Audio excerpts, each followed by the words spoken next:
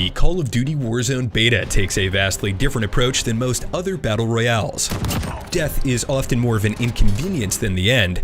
Top-tier weapons are consistently easy to come by, and skill will only get you so far when there are no more armor plates to loot.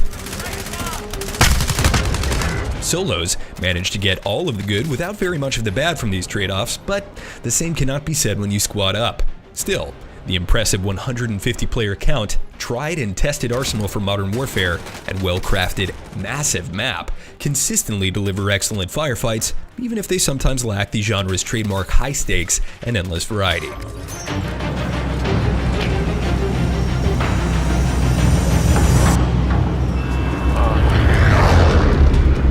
Like Blackout before it, Warzone's Verdansk Battle Royale map mashes up several familiar locations from Call of Duty's past, albeit on a much larger scale.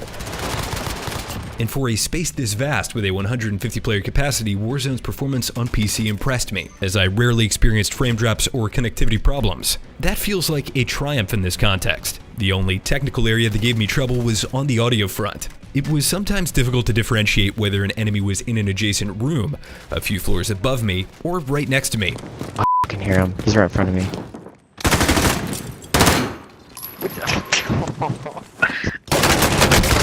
From an environmental standpoint, I had some trouble with mantling onto ledges in certain areas, and the ping system just stops working at a certain distance.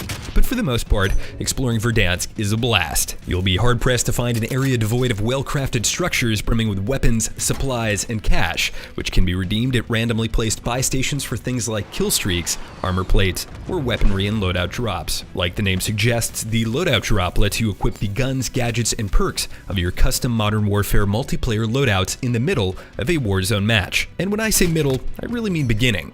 Acquiring the requisite $6,000 to purchase a drop can be done within the first few minutes of a round if all 3 players in a squad chip in. While you'll still need to find ammo and armor elsewhere, using a loadout drop to quickly scratch 2 fully customized weapons and throwables off your shopping list is just a little too easy to make hunting for the randomly placed guns feel worth it. As a result, the stellar weapon variety that fuels other battle royales' replayability and creates exciting asymmetrical firefights isn't really a part of Warzone's main mode. I never jumped with joy when scoring a rare gun from a chest or slain enemy, since I knew my preferred kit was only moments away, if not already in hand. I also didn't see the appeal of straying away from my overkill perk or my favorite weapons from Modern Warfare's multiplayer, especially since trying something new would have effectively meant spending several hours unlocking attachments I didn't already have.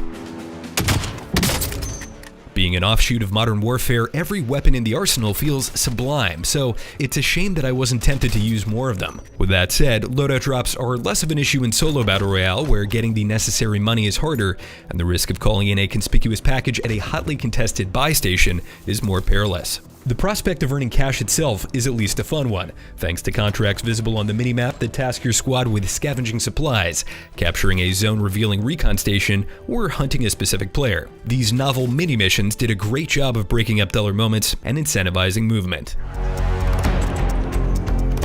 Warzone is teeming with new ideas, taking the default squad-based battle royale mode in a more casual direction than Black Ops 4's Blackout. A large factor that contributes to this less than punishing change of pace is just how easy it is to respawn after dying in what is ultimately a last man standing mode. When you perish in battle, your teammates can simply buy you back in at a buy station. This can occur as many times as their wallet allows, but it still feels fair since it gets harder to do as the round progresses. The respawning player is marked via a red flare, and most importantly, it is a deliberate action that someone still in the game has to execute. None of the same can be said for the Gulag. The Gulag is where you go when you die for the first time.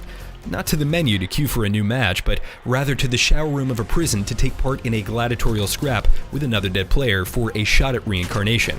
If it sounds fun, that's because it absolutely is. Even better, while you're waiting, you can hurl stones at the current combatants or feed your incarcerated teammates real-time information about their opponent's location. That last part isn't exactly honorable, but something about the prison makes me okay with it.